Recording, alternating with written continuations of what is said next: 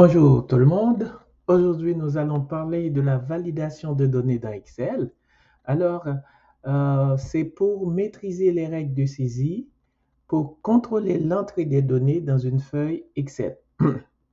Normalement, pour éviter de faire des erreurs, pour pouvoir faire une saisie correcte, complète, avec moins d'erreurs possibles, et pour arranger, structurer les données dans une feuille d'Excel, donc c'est important, très important de comprendre les notions de validation de données dans Excel avec Office 365.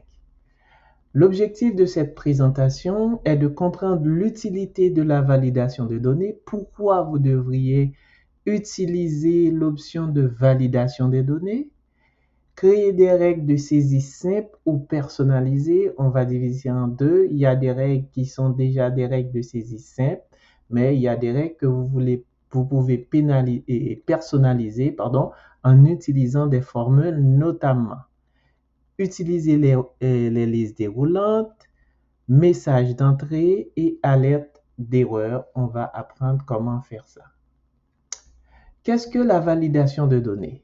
Fonctionnalité permettant de restreindre les types de données entrées dans une cellule. Qu'est-ce que ça veut dire restreindre des types de données? Par exemple, je peux vouloir entrer des données allant de 1 à 25 dans une cellule donnée du tableau. Par exemple, supposons que je rentre des notes pour des étudiants et que si la note est sur 25, si le devoir compte pour 25 points, alors je peux valider mes données en entrant des données entre 1 et 25. Ça veut dire si jamais par erreur j'entre 26 pour un étudiant, ça va me dire non, cette note n'est pas acceptable quand on ne peut pas avoir 26 sur 25. Donc, cette fonctionnalité va permettre de restreindre les types de données et diminuer les possibilités d'erreur. Par exemple, dans une note pour étudiant aussi, je peux ne pas valider toute note inférieure à 0. On ne peut pas avoir -2 par exemple ou -3 sur 25. Permet d'éviter les erreurs de saisie ou de format pour que ça se fasse et pour que les données soient bien saisies avec le bon format. Accéder à la validation des données, on va aller dans Onglet Données, groupe Outils de données et validation des données. On reprend Onglet Données, groupe Outils de données et validation des données. Vous pouvez maintenant mettre la vidéo sur pause et aller vérifier si vous êtes capable de trouver par vous-même dans Excel cette information-là en utilisant Office 365, Excel pour Office 365 notamment. Alors, onglet Données, groupe Outils de données et validation des données. Choisir un type de règle, il y a plusieurs types de règles, comme ça peut être une validation avec des nombres entiers, ça peut être avec un décimal, ça peut être une liste déroulante, date, heure, longueur de texte et personnalisé. Tout à l'heure, je vais vous faire une démonstration des résultats qu'on peut obtenir. Pas vraiment la manipulation, car je vous montrerai les différentes étapes pour avoir le résultat. Mais ce qui va m'intéresser dans la démonstration de tout à l'heure, c'est de vous montrer le résultat obtenu, comment tester si le résultat est bien ce que vous voulez. Alors, exemple, restreindre à des nombres entre 1 et 100. Par exemple, la note pour une matière est sur 100, est comptée sur 100. Alors, toute note valide doit se retrouver entre 1 et 100, par exemple. Comment on fait ça? On sélectionne les cellules, toutes les cellules qu'on va saisir ce genre de données, qu'on va faire la saisie de ce genre de données. On va sélectionner ces cellules. On va aller dans validation des données. On prend autoriser, ensuite nombre entier. Après, on va dire entre 1 et 100. Vous pouvez encore mettre cette vidéo en pause, aller vérifier si vous êtes capable de trouver par vous-même ces informations-là. Tout à l'heure, je vais en faire une démonstration vérification, mais pour le moment, essayez de voir si vous l'avez trouvé. Si vous n'avez pas trouvé, pas de souci, on va voir ça tantôt. Maintenant, créer une liste déroulante. Comment on crée une liste déroulante? Il faut prendre autoriser et choisir liste dans le processus données, groupe, outils de données, validation de données. Ensuite, vous pouvez choisir une source d'information se trouvant dans une plage, dans une colonne, ou bien vous pouvez taper les différents éléments séparés par un point virgule. Alors, source, saisir les valeurs séparées par des points virgules ou référencées à une plage. Exemple, ça peut être oui, non, peut-être dans votre liste déroulante. Vous pouvez aussi entrer un message d'entrée. Vous pouvez permettre un message d'entrée. S'affiche quand l'utilisateur sélectionne une cellule, permet de guider l'utilisation sur la saisie attendue, c'est-à-dire dans les formulaires, par exemple. Généralement, vous pouvez voir, c'est écrit « Entrez votre nom ». C'est juste un message qui vous indique, dans cette cellule-là, vous entrez votre nom. Ou bien, entrez votre numéro de téléphone. C'est un message qui vous dit « Entrez votre numéro de téléphone ». Ça peut être aussi un message d'erreur, s'affiche quand une donnée invalide est entrée. Les messages d'erreur peuvent être du type arrêt, avertissement ou bien sous forme d'information. Arrêt ou bien stop, d'accord? On peut dire arrêt, généralement on met stop, c'est la même chose, on met l'équivalent anglais. Personnaliser le titre et le message à ce moment. Vous n'aurez pas un message qui est généré par Excel, non, c'est un message personnalisé que vous allez écrire, comme ça l'utilisateur va voir le message tel que vous l'avez personnalisé. Validation personnalisée avec formule, vous pouvez aussi entrer des formules pour faire des validations beaucoup plus intéressantes, beaucoup plus profondes. Alors, permet des règles avancées avec les formules. Par exemple, vous voulez entrer des nombres numériques dans A1. Par exemple, ici, on peut entrer des nombres numériques dans A1. On peut faire cette formule-là pour pouvoir entrer. Exemple, aussi, empêcher de saisir un doublon dans une colonne en utilisant la fonction NBC. Vous pouvez empêcher d'entrer des doublons. Ça veut dire que je ne peux pas, par exemple, supposons que dans une colonne où je dois entrer des codes de produits, je ne peux pas entrer le code de produit deux fois dans la même colonne. Par exemple, si j'entre dans une ligne d'une colonne, j'entre un A0010. Dans une ligne de la même colonne, je ne peux pas entrer A0010 parce que c'est un doublon. Ça va m'envoyer un message pour dire que dans les règles de validation qu'on a utilisées, vous ne pouvez pas entrer deux fois la même information. Conseil pratique, préparez les plages de données à l'avance. Vous préparez vos plages de données à l'avance avant d'entrer les informations. Il faut préparer les plages de données. Il faut mettre les conditions de validation d'abord. Ensuite, on fait la saisie. C'est pas on fait les saisies après, on met les conditions. Non, on met les conditions de validation. Après, on va faire la saisie et que si en faisant la saisie, on a une erreur, les conditions qu'on va mettre va nous renvoyer un résultat pour nous dire qu'on a fait une erreur et voilà qu'est-ce qu'on attend dans cette cellule-là comme information. Utiliser des plages nommées pour les listes déroulantes dynamiques. On aura un exemple tout à l'heure dans les fiches d'exemple, même si ce qui m'intéresse vraiment, c'est de vous montrer le résultat, car la procédure est expliquée, les étapes sont expliquées dans le papier tantôt. Tester les règles avec les exemples concrets. Vous pouvez prendre des exemples concrets pour tester les règles. On va surtout faire des tests de règles tout à l'heure. Limites et précautions. La validation n'empêche pas les copier-coller de valeurs incorrectes. Si vous faites copier-coller des valeurs incorrectes, la validation ne peut pas empêcher ça. surtout si ces valeurs incorrectes n'étaient pas prises en compte dans votre règle.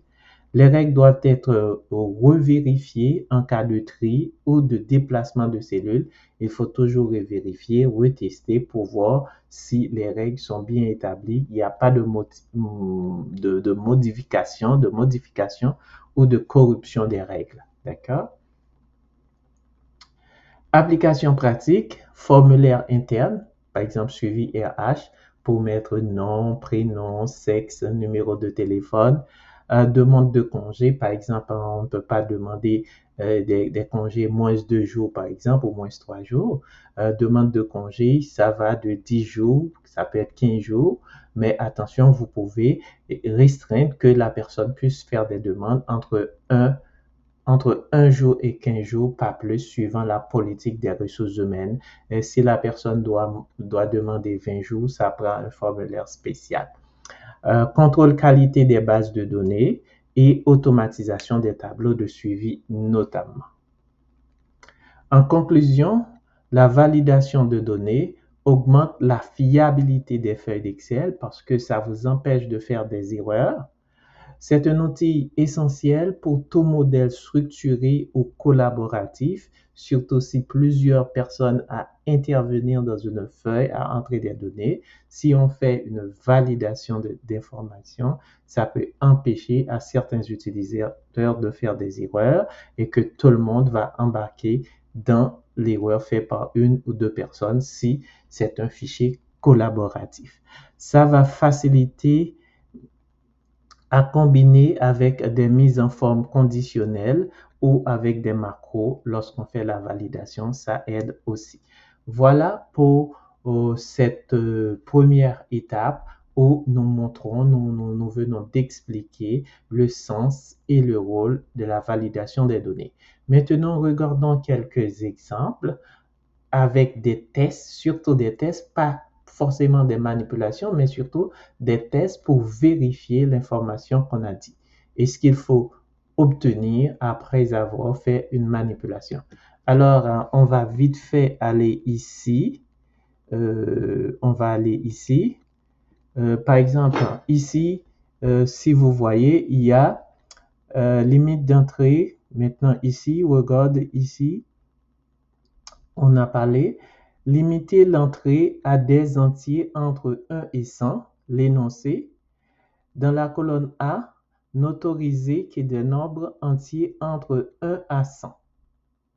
Alors, nombre entier entre 1 à 100, et voilà la procédure. Vous pouvez tester cette procédure par vous-même, vous faites la manipulation, mais ce qui va m'intéresser, ici j'ai donné toutes les étapes, les démarches pour faire la manipulation. Ce qui m'a intéressé, c'est le résultat. Alors, j'ai le résultat pour vous. Ici, on a dit dans la colonne A, notez bien qu'il y a 10 exercices, mais à vrai dire, c'est 10 colonnes dans un tableau, mais j'ai fait ça sur des feuilles séparées juste pour vous montrer. Mais au fond, c'est comme si vous avez un tableau avec différentes natures de données et pour chaque donnée, on fait une validation différente. Alors, ici, et voilà pour la première information, on va vérifier est-ce que moi j'ai fait la manipulation. Maintenant, est-ce que le résultat est bon? 1 à 100.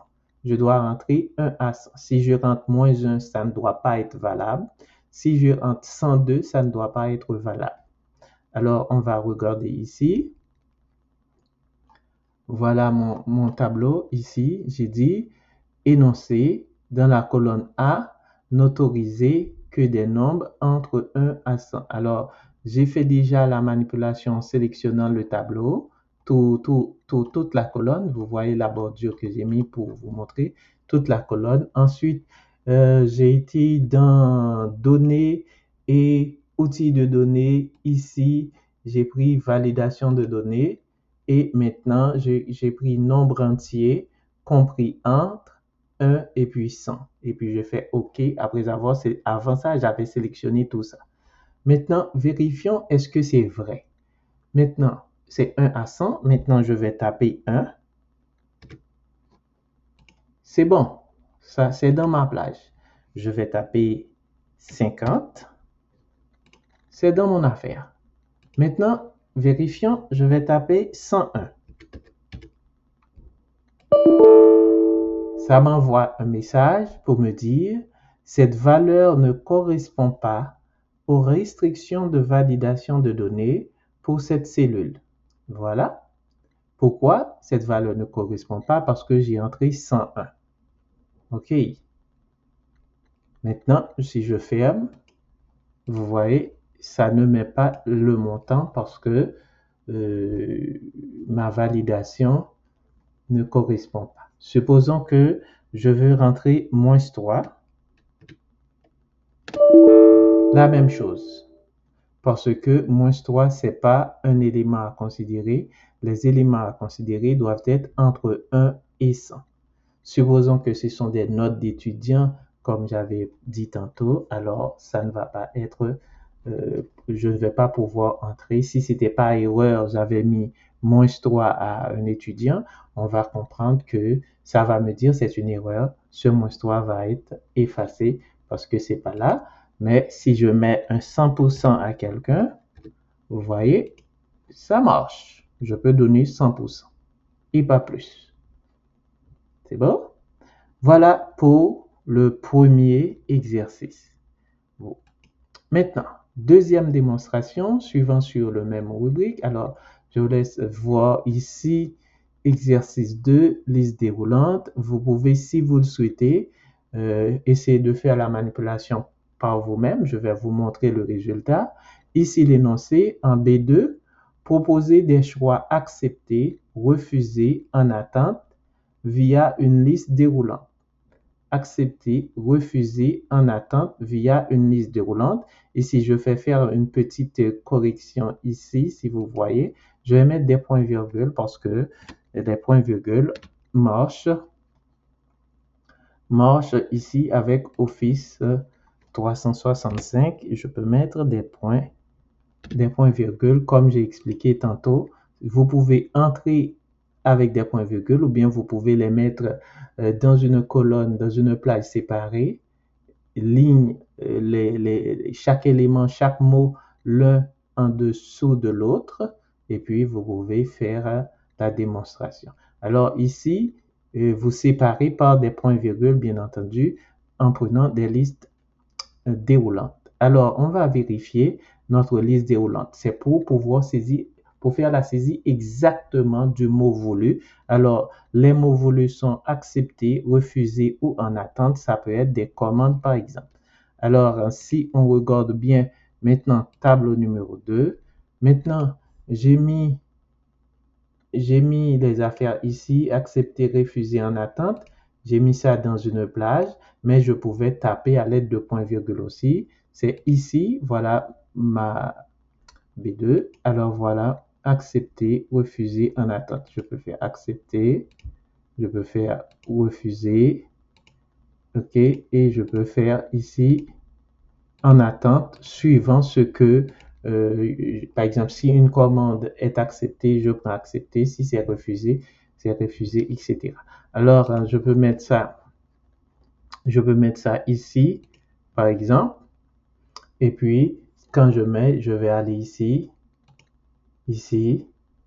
je fais validation des données. Vous voyez, je choisis liste et je choisis ma plage, qui est cette plage-là où j'avais écrit les affaires et je fais OK. Mais je peux toujours les taper ici, taper les informations acceptées, point virgule, refusé, point virgule, ça va toujours apparaître de la même façon. Voilà pour l'exercice. Ici, c'est une question fermée. On peut utiliser ça dans les formulaires vrai ou faux. Par exemple, on peut vous poser la question, on peut vous poser une question, par exemple, avez-vous déjà été en prison? Oui, non. On peut laisser que 2 choix, oui, non. Quel est votre sexe, masculin, féminin ou autre? Vous pouvez mettre 2 choix et 3 choix, etc. Alors, voilà les différents choix possibles pour une question fermée. Alors, on va continuer à regarder ici. Ici, limite à des dates à partir de 2024. Maintenant, énoncé, dans la colonne C, n'autoriser que les dates à partir de 01/01/2024. à partir de 2024. Ici, j'explique comment on fait ça, toute la démarche. Et maintenant, on va surtout vérifier le résultat. Alors, si on regarde ici, c'est ici, là, je vais mettre que des dates de 2024. Ça peut être pour des formulaires, on doit écrire, par exemple, l'âge des enfants dans une garderie. Par exemple, suivant l'année qu'on est, on peut faire en sorte que l'enfant naît dans une date, dans une année où l'enfant a moins de 5 ans, par exemple. Par exemple, si on veut qu'un enfant a moins de 5 ans, si on est en 2025, l'enfant doit être né vers 2021, par exemple. Comme ça, l'enfant a moins de 5 ans. Un exemple. Alors, voilà, c'est toujours la même chose. On sélectionne tout ça. Il faut tout sélectionner. On va aller ici. On va faire validation des données. Et ici, on va prendre date supérieure ou égale à 2024 0101. OK? 2024 0101, on met le format anglais. Année, mois et jour, et on fait OK. Maintenant, supposons que je vais tester mon affaire ici dans cette colonne. Supposons que je vais écrire, parce que ça prend toutes les dates, toutes les années de 2024 et plus, mais ça ne prend pas les années avant. Par exemple, si j'écris 24 juin 2024. Vous voyez, ça s'écrit correctement 24 juin 2024. Si j'écris 12 juillet 2030. Vous voyez, ça me donne 12 juillet 2030 sans problème. Mais ça ne prend pas avant 2024. Par exemple, si j'écris 14 avril 2023, je fais Enter, ça me dit non. Ça me dit cette valeur ne correspond aux restrictions de validation des données pour cette cellule. Alors, quand je clique fermer, par exemple, ça l'enlève parce que ça n'entre pas, c'est pas une information valide pour ma cellule. Par exemple, ici, je peux effacer si je le veux. Voilà, j'efface ici. Ça me permet de faire une saisie correcte des informations. Maintenant, regardons exercice 4. Exercice 4, c'est texte inférieur à 100 caractères. Par exemple, dans les boîtes de commentaires, par exemple, généralement, on vous demande de faire des commentaires, mais si la personne ne veut pas lire beaucoup de choses et on veut que votre commentaire soit précis, succinct, etc., alors on peut vous restreindre à un nombre de caractères donné. Par exemple, texte inférieur ou égal à 100 caractères. Alors voilà comment on fait la manipulation. On sélectionne, voilà les deux premières, voilà la troisième étape. Alors vous pouvez arrêter maintenant, essayer de faire ces étapes dans Excel, données, validation de données. Vous pouvez essayer de faire ça tout seul et ensuite vérifier si ça marche. Alors regardons le fichier dont je préparais pour vous, EX4. Maintenant on me dit énoncer, limite les commentaires en 0 à 100 caractères max. Alors, regardons le résultat. Supposons que j'écris, par exemple, Paul. OK? Ça reste. Aucun problème. J'écris chat. Quelques caractères, aucun problème. Supposons que je me mets à écrire beaucoup de choses. Je vais juste écrire beaucoup de caractères. Je me mets à écrire beaucoup de choses dans cet espace-là qui va dépasser 100 caractères. 100 caractères, c'est une lettre ou bien un chiffre, par exemple. J'écris des affaires.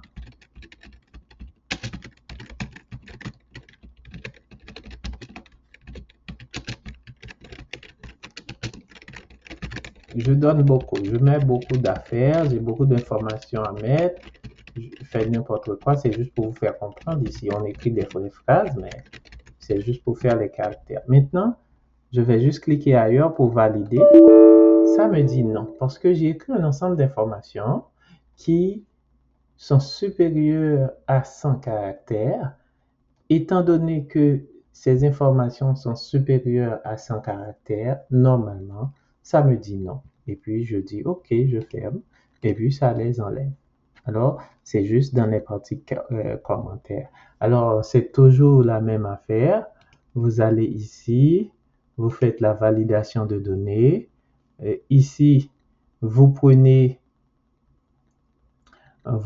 ici longueur du texte et ici, vous travaillez avec comprise entre minimum, maximum, 1 à 100 caractères par exemple. Et vous faites OK. Alors voilà comment on fait. Il faut sélectionner bien entendu les cellules dans lesquelles vous voulez faire ça. Dans notre cas, on a sélectionné cette cellule-là et j'ai mis une bordure pour que vous puissiez voir l'affaire. Alors, regardons maintenant ici.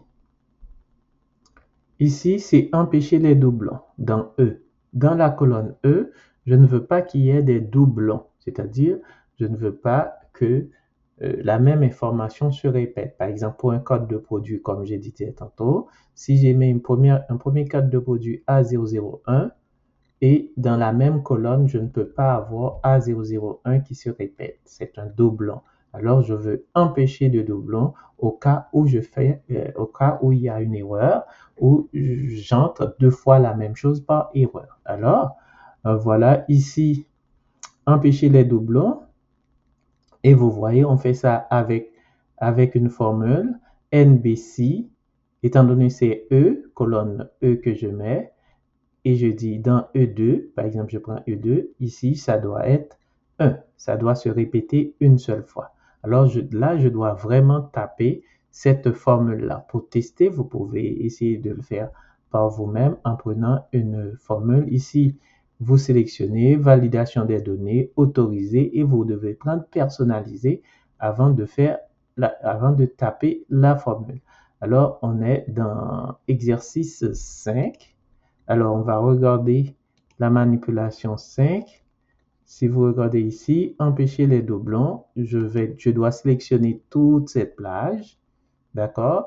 Et ce que je dois faire, je fais aller valider, validation des données. Ici, je dois prendre personnaliser. Dans autoriser, je prends personnaliser, je passe sur cette flèche-là et puis je dois taper NBC comme la formule que je vous ai donnée, montrée dans le papier et je fais OK. À ce moment, quand je tape quelque chose 2 fois, ça va me dire non. Par exemple, je vais taper A001 et je tape ici A002. Vous voyez, ça prend.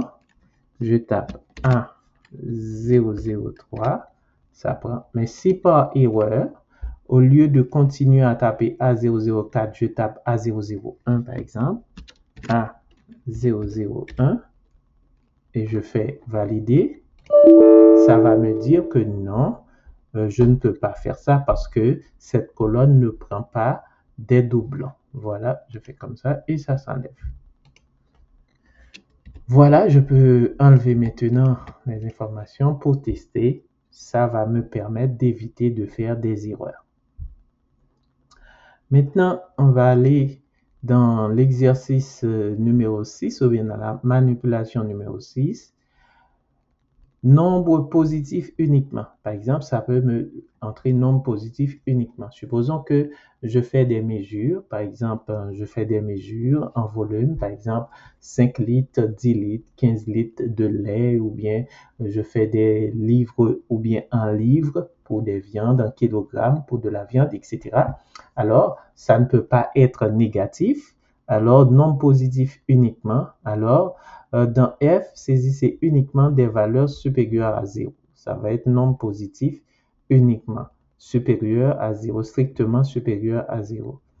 Alors, je dois nombre entier puis supérieur à 0.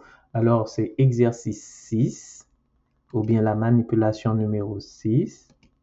Alors, ici, je dois entrer que supérieur à 0, c'est toujours ici. validation des données. Je dois prendre nombre entier supérieur à et je mets 0 ici. Alors ici, on va faire le test. Comment je vais faire le test? On me dit supérieur à 0. Supposons que je mets 12. Aucun problème. Je mets 10 500.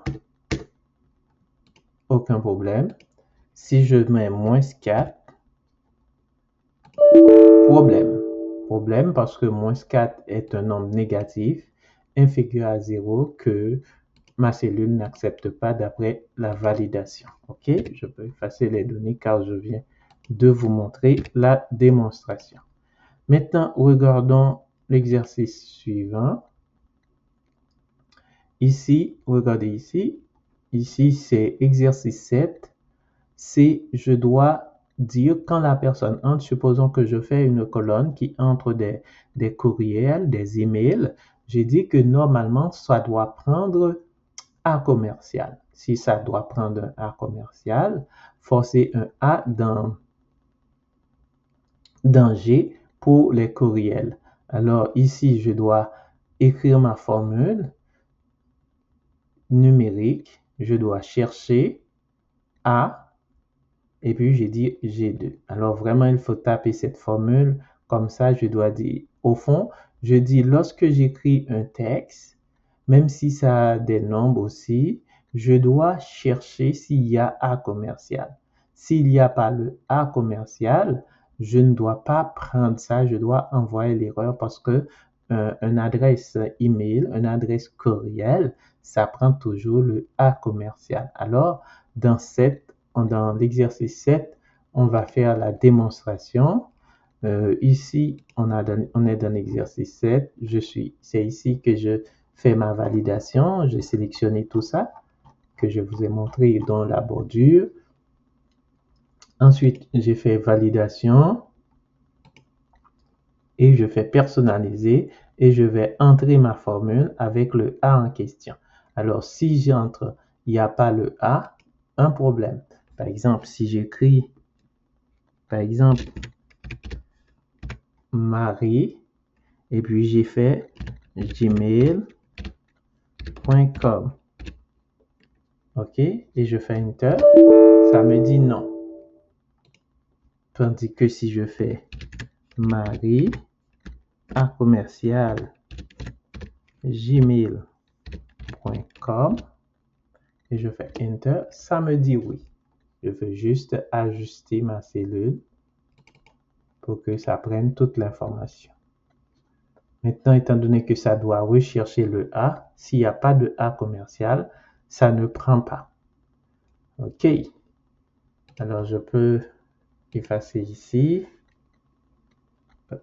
Je peux juste... Hop. OK. Maintenant, je vais aller dans l'exercice 8. L'exercice 8, regardez bien. Message d'aide en H2. Message aide. Afficher un message, entrez un code d'identification à 6 chiffres lors du clic sur H2. Alors, voilà, vous pouvez essayer encore par vous-même de faire cette démonstration. Ensuite, on vérifiera ensemble. Vous pouvez mettre la vidéo en pause, essayer de faire la démonstration dans Excel et puis on va le vérifier. Maintenant, qu'est-ce qu'on fait? On doit sélectionner, bien entendu, validation des données. Il faut cliquer sur message de saisie, titre, code requis et puis le message, entrer un code à 6 chiffres. Alors, c'est exercice 8. On va regarder la démonstration numéro 8. Quand je rentre ici, ça doit me dire ça, ici. Hein? C'est écrit code requis, entrer un code à 6 chiffres. Alors, comment on fait ça? On va dans données, on va ici, validation des données. Je dois cliquer sur ici, message, titre, code requis et ici, entrer un code à 6 chiffres et je fais OK. Et quand je le fais, quand l'utilisateur tape sur cette cellule, sélectionne cette cellule, le message va apparaître lui indiquant ce qu'il faut faire. OK, on a terminé avec le 8. Maintenant, allons vers le 9. C'est message d'erreur personnalisé pour une note. Ici, dans I2, refuser les valeurs hors 0 à 10 avec message personnalisé. Alors, je dois refuser les valeurs qui sont en dehors de 1 à 10. Par exemple, si je mets des notes pour un devoir comptant sur 10 points maximum, alors l'étudiant peut avoir entre 0 et 10. Alors, je dois refuser. Si je dois refuser avec un message, alors le message d'erreur doit être stop. Maintenant, ça va être personnalisé et je vais écrire ici veuillez entrer une note entre 0 à 10. Par exemple, on va le vérifier ça. Comme tout à l'heure, vous pouvez essayer de faire cette manipulation. En attendant que je vous montre ça, essayez de faire ça par vous-même. Maintenant, on va montrer l'affaire. Ici, qu'est-ce qu'on fait lorsque je mets mon curseur ici? Supposons que, n'oublie pas, regarde bien, on m'a dit ici, refuser les valeurs qui ne sont pas entre 0 et 10. C'est ça qu'on m'a dit. Alors, je vais vérifier si c'est bon. Je vais entrer 2. Est-ce que ça prend 2? Oui, c'est bon. Je vais entrer 6. Est-ce que ça prend 6? Oui, c'est bon. Je vais entrer 10. Est-ce que ça prend 10? Oui, c'est bon. Je vais entrer 11. Est-ce que ça prend 11? Non. Regarde. C'est un message d'erreur qui me dit « Veuillez entrer une note entre 0 et 10 ». C'est un message que j'ai personnalisé. D'accord? Veuillez entrer une note entre 0 et 10. Alors, comment est-ce qu'on a fait pour faire ça? On va aller ici, validation des données, et on va faire à lettre d'erreur. Et ici, on choisit stop ou bien arrêt. OK? Alors, vous voyez les différents. Ça peut être avertissement, information, mais ici, on met stop. Ça veut dire que vous ne pouvez pas entrer ces informations-là. Le titre que j'ai mis, c'est erreur comme titre, message d'erreur. Veuillez entrer une note entre 0 et 10. Il faut taper ça, il faut taper le titre ici et puis taper ça ici et faire OK. Voilà pour l'exercice 9. Maintenant, regardons la dernière manipulation, liste déroulante depuis une autre feuille. Je peux avoir une liste déroulante dans la même feuille. Je peux faire une liste déroulante, faire la saisie des informations suivies de point-virgule et je peux avoir une liste dans une autre feuille. Énoncé. En J, insérer une liste déroulante basée sur la plage A1 à 5 de la feuille liste. Corriger de la feuille liste. Alors voilà le corriger. Allez sur la feuille liste, nommer la plage A1 à 5 produits. Allez sur la feuille active, sélectionnez J2 et J100 et puis valider liste source et puis vous tapez égal produit. N'oubliez pas égal produit. Alors on va regarder ici. Exercice 10. On me dit de faire une feuille nommée liste. D'abord, je vous montre, j'ai fait ma feuille nommée liste. Voilà, j'ai mis là-dedans table, chaise, etc. Et pour savoir si je dois nommer la plage produit. Voilà la plage produit que j'ai nommée. OK, je reprends ici. Si je choisis produit, ça va sélectionner toute la plage. J'ai fait ma feuille liste. Et je fais ma plage produit avec toutes les informations. Ce sont ces informations-là qui vont venir dans la liste déroulante. Maintenant, je vais ici. Je vais mettre mon curseur et je vais aller dans ici. Pardon. Je vais aller dans ici, validation des données.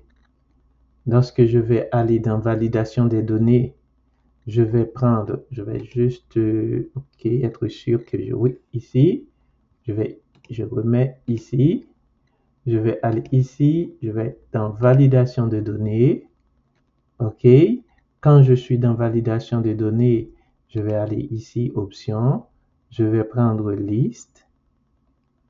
Et dans source, je vais taper égal produit. Produit parce que j'ai créé une feuille nommée liste, mais il y a une plage qu'on nomme produit et je fais OK. Une fois que je fais OK, tout ce qui est dans cette plage-là va venir. Voilà. Vous voyez, table, chaise, ordinateur et je peux sélectionner au besoin chacun des éléments voulus. Voilà pour la démonstration et l'utilité de la validation des données.